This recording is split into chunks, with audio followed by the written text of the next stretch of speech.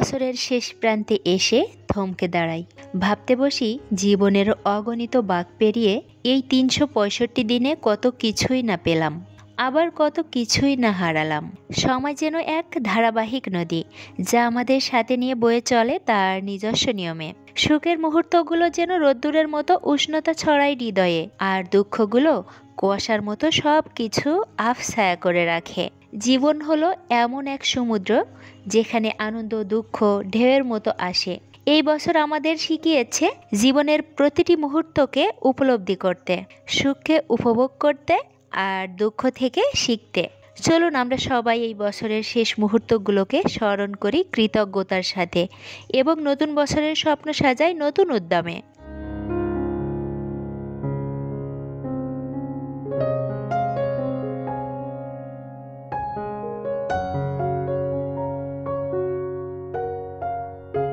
আসসালামু আলাইকুম, আমি নাসরিন হারাচ্ছি আপনাদের সাথে বাংলাদেশি ব্লগার নাসরিন চ্যানেলে। আপনাদের সবাইকে আরও একবার স্বাগত জানাই। কাছে এবং দূরে যে যেখান থেকে আমার এই ভিডিওটি দেখছেন, আশা করছি আল্লাহর অশেষ রহমতে আপনারা সবাই ভালো আছেন। আলহামদুলিল্লাহ, আমরাও ভালো আছি।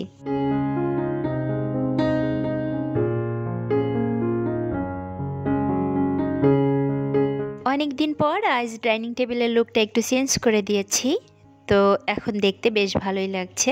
সব সময়ই ভালো লাগে, তবে একই জিনিস বারবার দেখতে কিন্তু ভালো লাগে না, যার কারণে কিছুদিন পর পর লুকটা একটু চেঞ্জ করার চেষ্টা করি, এতে করে নতুনত্ব আসে, দেখতে বেশ ভালোই লাগে।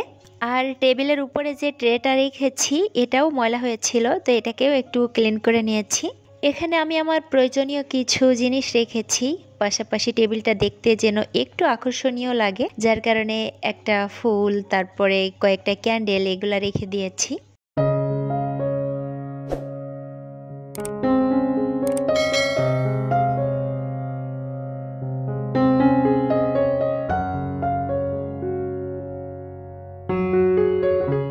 এখানে টিস্যুগুলা শেষ হয়ে গিয়েছে, তো টিস্যু যেহেতু বের করেছি ভাবলাম এখানেও কিছু দিয়ে দেই। যদিও কোনো লাভ হবে না, 1 থেকে 2 দিনের মধ্যেই এগুলা শেষ হয়ে যাবে। আমার 3 প্রিন্সেস টিস্যুগুলো নিয়ে প্রয়োজনীয় কাজ তো করেই, পাশাপাশি অকাজও করে। প্রচুর পরিমাণে টিস্যু নষ্ট করে, খেলনা বানায় এটা দিয়ে, যার কারণে দ্রুত শেষ হয়ে যায়। আমার প্রিয় আপুরা, বলুন তো আমার এই মরিচ গাছের কথা আপনাদের কার কার মনে আছে? বেশ অনেক দিন আগে আপনাদের সঙ্গে শেয়ার করেছিলাম, মরিচের পাতা তুলে তারপর ভর্তা বানিয়েছিলাম। আসলে গাছটা অনেক সুন্দর হয়েছিল এবং অনেকগুলো পাতা এসেছিল, কিন্তু ফুলও আসছিল না এবং মরিচও হচ্ছিল না, যেটা দেখে আমি পাতাগুলো তুলে তারপর ভর্তা বানিয়েছিলাম, আর একদম ডালগুলো ছেটে দিয়েছিলাম, শুধুমাত্র গোড়ার অংশটা ছিল। পরবর্তীতে সেখান থেকে কিন্তু আবারও নতুন করে ডালপালা গজায় এবং ফুল আসে, আর এখন তো দেখতেই পাচ্ছেন কি সুন্দর মরিচ ধরে আছে। আসলে শীতকাল হয়, এই সাইড দিয়ে রোদ আসে, যার কারণে ফুলগুলো দাঁড়িয়ে যাচ্ছে এবং মরিচও হচ্ছে। ফুল ফল অথবা সবজি গাছে কিন্তু রোদের প্রয়োজন হয়। এরপর চলে আসলাম আমার প্রিয় জায়গা কিচেনে। তো রান্না শুরুর আগে টুকিটাকি কিছু কাজ গুছিয়ে নিব, তারপর দুপুরের রান্নাটা বসিয়ে দিব। ডিমগুলো সকালেই ধুয়ে রেখেছিলাম, পানি ঝরে গিয়েছে, এখন জায়গা মতো গুছিয়ে রাখলাম। আর গতকাল বিকেলে আমি বাজার করতে গিয়েছিলাম, তো 2টা নারকেলও কিনে এনেছিলাম। নারকেলের না অনেক বেশি দাম। আমি একটা নারকেল নিয়েছিলাম 130 টাকা করে। তো নারকেলগুলা কিন্তু খুব বেশি বড় না, মিডিয়াম সাইজের ছিল, আর ভেতরের নারকেলগুলাও পাতলা ছিল। তারপরেও কিছু করার নাই, এরকমই দাম। এর থেকে বড়গুলা আবার 150 করে, খুব বেশি বড় না কিন্তু। তো নারকেল 2টা আমি কুড়ে তারপর ডিপ ফ্রিজে সংরক্ষণ করব।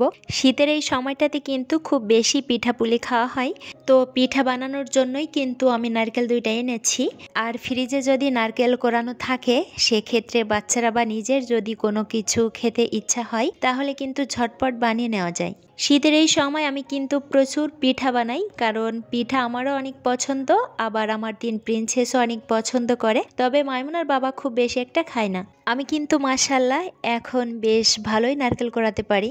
তবে একটা সময় ছিল আমি একদমই নারকেল কোড়াতে পারতাম না। শ্বশুরবাড়িতে যাওয়ার 1 মাস মতো পরেই আমাকে একদিন নারকেল কোড়াতে দিয়েছিলেন, তো আমি কোড়াতে পারছিলাম না। আর যেহেতু শ্বশুরবাড়িতে প্রথম গিয়েছি, তাই বলতেও পারছিলাম না যে আমি এটা করতে পারি না। তো কষ্ট হচ্ছিল, চেষ্টা করছিলাম কোড়ানোর। পরে মাইমুনার বাবা ওই দিন বাড়িতে ছিল, তো ও দেখে যে আমি পারছি না, পরে আমাকে বলে যে তুমি ওঠো, আমি কুড়িয়ে দিচ্ছি। তো একটা সময় কিছুই পারতাম না। আসলে মানুষ সব কিছু পারে না, ধীরে ধীরেই কিন্তু সব জিনিস শিখে যায়। এখন আলহামদুলিল্লাহ আমি কিন্তু বেশ ভালোই নারকেল কোড়াতে পারি। 2টা নারকেল আমি খুব অল্প সময়ের মধ্যে কুড়িয়েছি। তো নারকেল 2টা কোড়ানোর পরে আমি একটা বক্সে করে ডিপ ফ্রিজে রেখে দিয়েছি। এরপর দুপুরের রান্নাটাও বসিয়ে দিয়েছি। এক পাশে আমি হাঁসের মাংস রান্না করছি, আর এই সাইডে আমি চিতই বানিয়ে নিচ্ছি। আর কিছুই রান্না করব না, বলতে পারেন হাঁসের মাংস আর চিতই দিয়ে আজ দুপুরে আমাদের ছোটোখাটো একটা পিকনিক হবে। চিতইগুলো আমি একটু ছোট ছোট করে বানাচ্ছিলাম, কারণ ছোট পিঠাগুলো দেখতে আমার কাছে বেশ ভালো লাগে। আমি কিন্তু ছাঁচটা ভরে ভরে গোলাটা দেইনি, আমি একটু ফাঁকা রেখে তারপরে গোলাটা দিয়েছি। আর পিঠাগুলো মাশাআল্লাহ অনেক ভালো হচ্ছিল। এই সাইডে আমি হাঁসের মাংসটা সুন্দর করে কষিয়ে কষিয়ে তারপরে রান্নাটা কমপ্লিট করেছিলাম। হাঁসের মাংস রান্নাটাও অনেক মজা হয়েছিল। আর এটা রাজহাঁসের মাংস ছিল, তো মাংসটা একটু শক্ত ছিল, রান্না করতে আমার অনেকটা সময় লেগে গিয়েছিল, তবে খেতে কিন্তু অনেক মজা হয়েছিল। আমার গত ভিডিওতে আমি যে স্কিন কেয়ারের একটা রুটিন আপনাদের সঙ্গে শেয়ার করেছিলাম, সেটা অনেকেই পছন্দ করেছেন। সেই সাথে আমার অনেক প্রিয় আপুরা জানিয়েছেন যে সময়ের অভাবে তারা একদমই নিজের যত্ন করতে পারেন না। আর আমি কিন্তু এটা জেনেই আমার স্কিন কেয়ারের রুটিনটা আপনাদের সঙ্গে শেয়ার করেছি, কারণ আমি যেভাবে স্কিনের যত্ন নিয়ে থাকি এটার জন্য এক্সট্রা কোনো সময়ের প্রয়োজন নাই। আমরা যারা মুসলিম আছি সবাই কিন্তু সকালে ঘুম থেকে উঠে ফজরের নামাজটা আদায় করি। তো ওযু করতে তো মুখটা ধোয় লাগে, তখন যদি ফেস ওয়াশ দিয়ে মুখটাকে একটু ধুয়ে নেওয়া যায়। এরপরে নামাজের আগে রোজ ওয়াটারটা অ্যাপ্লাই করে নামাজ আদায় করে একটা ময়শ্চারাইজার অ্যাপ্লাই করলেই কিন্তু হয়ে যায়। এটার জন্য এক্সট্রা কোনো সময়ের প্রয়োজন হয় না। এই শীতে যদি আপনি নর্মাল পানি দিয়েও ফেসটাকে ক্লিন করেন, এরপরে যদি কোনো কিছু ব্যবহার না করেন, সেক্ষেত্রে স্কিনটা কিন্তু অনেকটা ড্রাই হয়ে যায়, তখন নিজের কাছেই ভালো লাগে না। যে সারা বছর স্কিনের কোনো যত্ন নেয় না, সেও কিন্তু শীতের সময় স্কিনের কোনো না কোনো যত্ন নিয়ে থাকে। গ্রামে দেখেছি তারা কোনো কিছু না পেলে সরিষার তেল ব্যবহার করলেও করে, কিন্তু এই শীতে কেউ স্কিনে কিছু না দিয়ে থাকতে পারে না। একইভাবে আমরা কিন্তু সবাই রাতে এশার নামাজ আদায় করে তারপর ঘুমোতে যাই। তো নামাজের জন্য তো ওযু অবশ্যই করি। তো ওযু করার আগে যদি ফেসটাকে একটু ফেস ওয়াশ দিয়ে ক্লিন করে তারপর ওযু করি, এরপর নামাজ আদায়ের আগে সিরামটা অ্যাপ্লাই করে নামাজ আদায় করে তারপরে যদি কোনো ময়শ্চারাইজার বা নাইট ক্রিমটা অ্যাপ্লাই করে ঘুমোই, এতে কিন্তু এক্সট্রা সময় লাগে না। আর এভাবেই আমি কিন্তু আমার স্কিনের যত্ন নিয়ে থাকি। আমি যেহেতু একজন গৃহিণী, তাই আমি জানি যে আমাদের সময় খুবই কম, তারপরেও কিন্তু নিজেকে একটু যত্ন করতে হবে, কারণ যখন আমি নিজে ভালো থাকবো তখন আমি আমার পরিবারকে ভালো রাখতে পারবো। আর আমি নিজে ভালো না থাকলে কিন্তু আমার পরিবারকেও ভালো রাখতে পারবো না। তাই কষ্ট হলেও নিজের জন্য একটু সময় বের করা উচিত। ভিডিওর এই অংশটুকু অন্য আরেকদিন ধারণ করা হয়েছিল।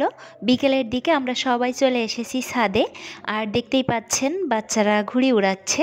বাসায় কিন্তু আজ বিশেষ মেহমান এসেছিল, যেটা আপনারা দেখতেই পাচ্ছেন, সাউদার ফ্রেন্ড এবং ফাতেমার ফ্রেন্ড। সাউদার ফ্রেন্ডের নাম হচ্ছে রিদি, আর ফাতেমার ফ্রেন্ডের নাম হচ্ছে অদ্রি। অদ্রি আর রিদি কিন্তু আপন 2 বোন। রিদি হচ্ছে সাউদার সঙ্গে পড়ে, আর অদ্রি হচ্ছে ফাতেমার সঙ্গে পড়ে। সকালের দিকে ওরা এসেছিল, 10টার দিকে জানতে পারি যে তারা আমার বাসায় আসবে। অদ্রির আম্মু ফোন করেছিল, তারপর থেকেই আমার ব্যস্ততা শুরু হয়ে যায়, যার কারণে আর ভিডিও করতে পারি নাই। বিকেলের দিকে একটু ফ্রি হয়েছিলাম আর তখনই ভিডিও করেছিলাম। সন্ধ্যার ঠিক আগ মুহূর্তে ভাবি এসেছিলেন, তো ভাবি আসার পরে আমরা একটু পৌর পার্কে এসেছিলাম। আর এই পার্কটা কিন্তু আমার বাসার পাশেই, তো আমরা একটু আগেই আসতে চেয়েছিলাম, তবে ভাবির আসতে একটু দেরি হয়েছে, যার কারণে আমরা আসতে পারি নাই। আমি একা নিয়ে আসতে পারতাম, তবে 5টা বাচ্চা নিয়ে আসা একটু রিস্ক হয়ে যায়, যার কারণে আমি আর আসি নাই, ভাবির জন্য ওয়েট করছিলাম। আমরা পার্কে ঢুকতেই কিন্তু মাগরিবের আজান দিয়ে দিয়েছিল। তো সন্ধ্যার পরে আমরা বাচ্চাদেরকে নিয়ে এখানে থাকতে চাইছিলাম না, যার কারণে হাতে সময় খুবই কম ছিল। তো বাচ্চারা দৌড়ে দৌড়ে কয়েকটা ছবি উঠিয়েছিল, এরপর আমরা কিন্তু বাসায় চলে এসেছিলাম। আমরা সর্বোচ্চ 10 মিনিট মতো ছিলাম।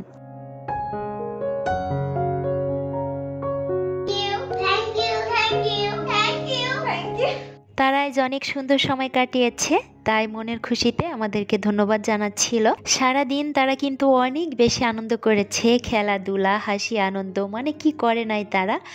আর আনন্দের পরিপূর্ণতা পেয়েছে এই কেকটা কাটার মাধ্যমে। কেকটা ভাবি এনেছিলেন, আর এই কেকটা কাটার সময় দেখতে পাচ্ছেন তাদের কাণ্ড কারখানা। তো বন্ধুরা, এই ছিল আমার আজকের ভিডিওর মাঝে ভুল ত্রুটি ক্ষমা সুন্দর দৃষ্টিতে দেখবেন। সবাই ভালো থাকবেন, সুস্থ থাকবেন, আমার পরিবারের জন্য দোয়া করবেন। ইনশাল্লাহ আবারও কথা হবে নতুন কোনো ভিডিওতে। সে পর্যন্ত সবাইকে আল্লাহ হাফেজ। আসসালামু আলাইকুম।